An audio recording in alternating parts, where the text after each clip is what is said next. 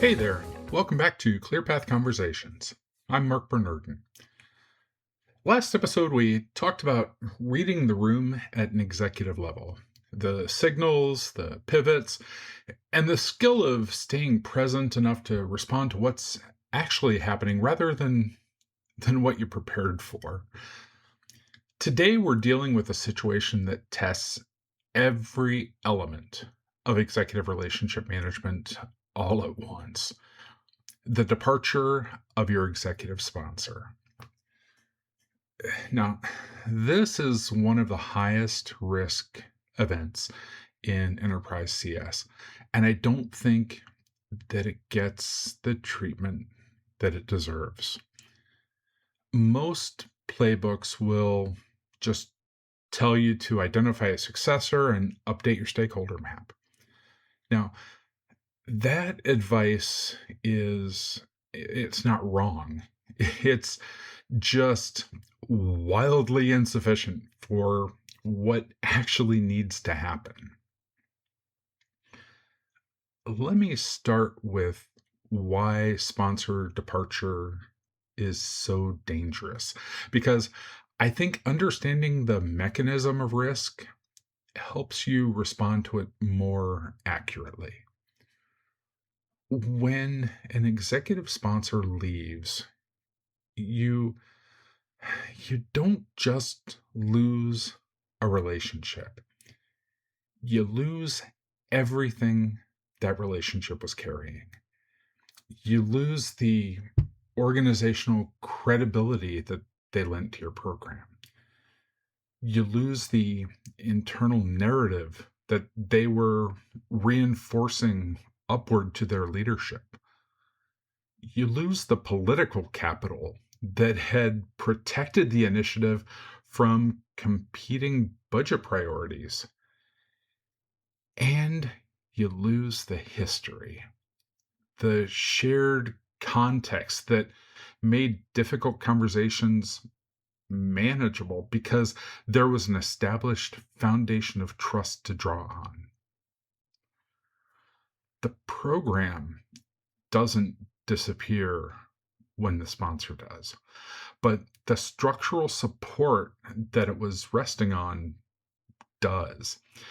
And what's left is exactly what the PRP's relationship density and narrative strength dimensions are designed to identify in advance. Whether the account can stand without that individual. The accounts that survive sponsor departure are the ones where the CSM has been building depth before it became necessary.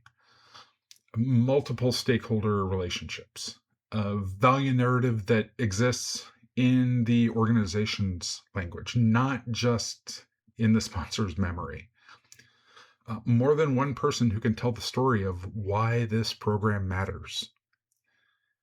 The accounts that don't survive are the single-threaded accounts, the ones where everything ran through one person.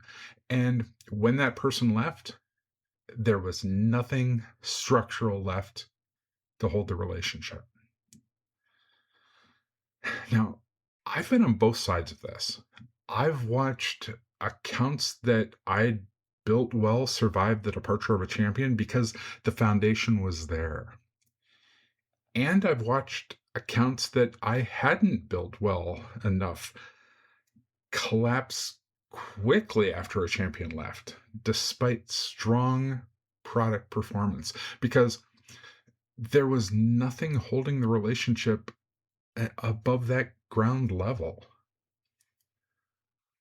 When when a sponsor departure happens, or when you see it coming, the first 48 hours matter more than most CSMs realize. Your first call is not to the leaving sponsor's replacement. Your first call is to the leaving sponsor themselves, and it needs to happen fast before they're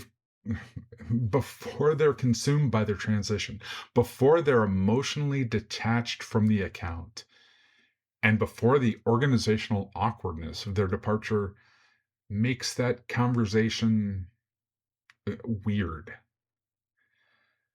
What you're doing in that call is several things simultaneously. You're acknowledging the transition personally, not as a vendor tactic, but as someone who built a real relationship with this person and is genuinely invested in their success. You're asking them for context that you can't get anywhere else. Who in their organization should you be talking to? What does their successor need to know? And is there anything about the program's history that the new owner might not have visibility into? And you're asking for the introduction. Now, not in a transactional way, but something like, as you're handing off, if there's a natural moment where it makes sense for you to introduce me to whoever's taking this on, that would mean a lot. I want to make sure this program continues to have the support it's had under your leadership. That ask is often granted because a departing sponsor has an interest in the program really continuing to succeed. It reflects on their work. And if you've built a genuine relationship with them, they want to help you make the transition work. And now let's talk about the successor relationship, because this is where the most mistakes get made. The most common mistake that CSMs make when meeting a new executive stakeholder is treating the first meeting, well, like a sales call.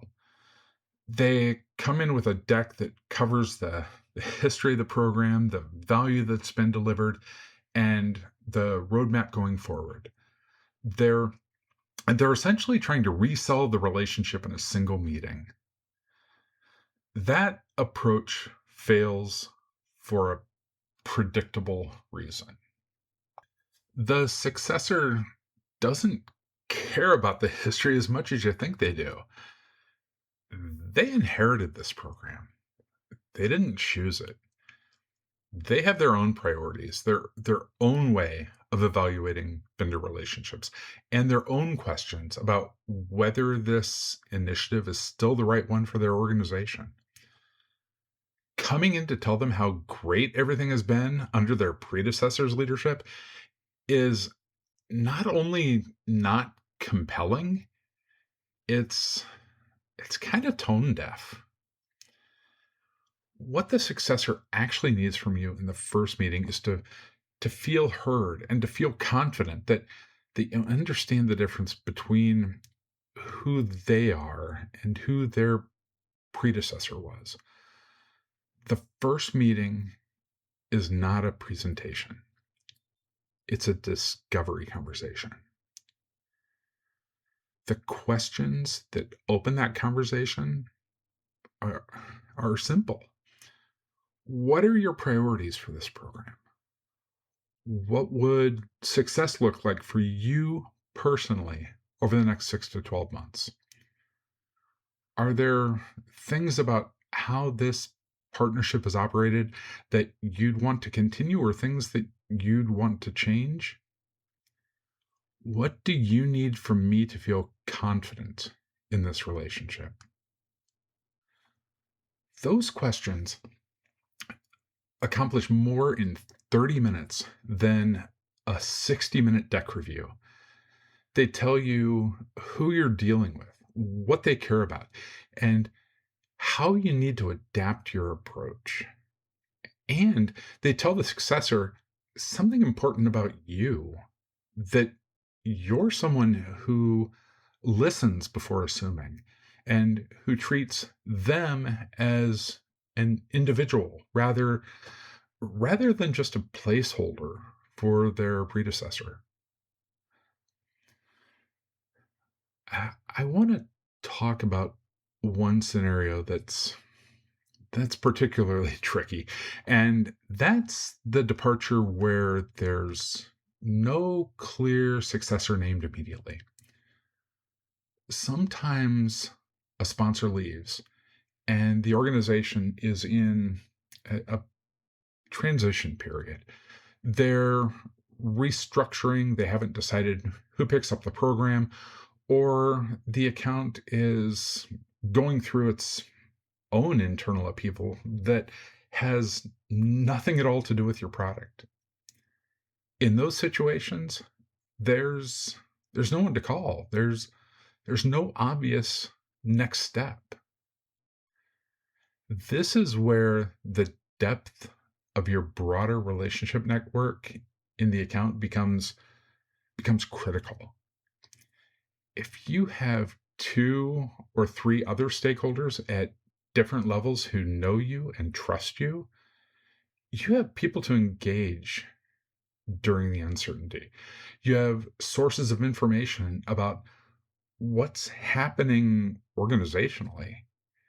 You have advocates who can, if the moment presents itself, help bring you into whatever conversation is is happening about the program's future. If you don't have those relationships, then that transition period is opaque.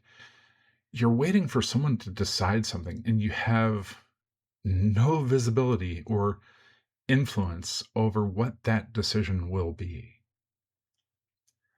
The lesson here is the same one the PRP is built around.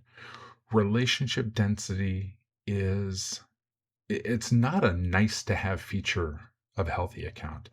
It's the structural protection that makes the account survivable when things change.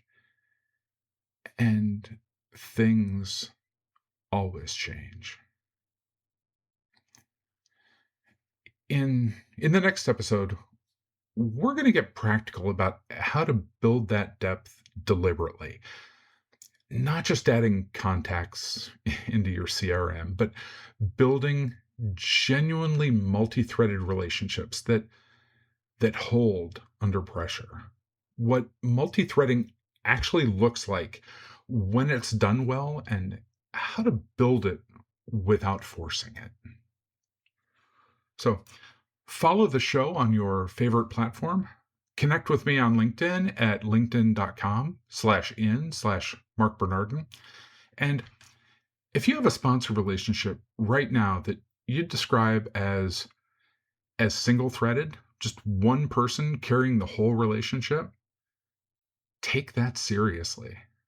Not as an emergency, but as a structural risk worth addressing before it becomes one. Thank you for being here. Thank you for doing this work.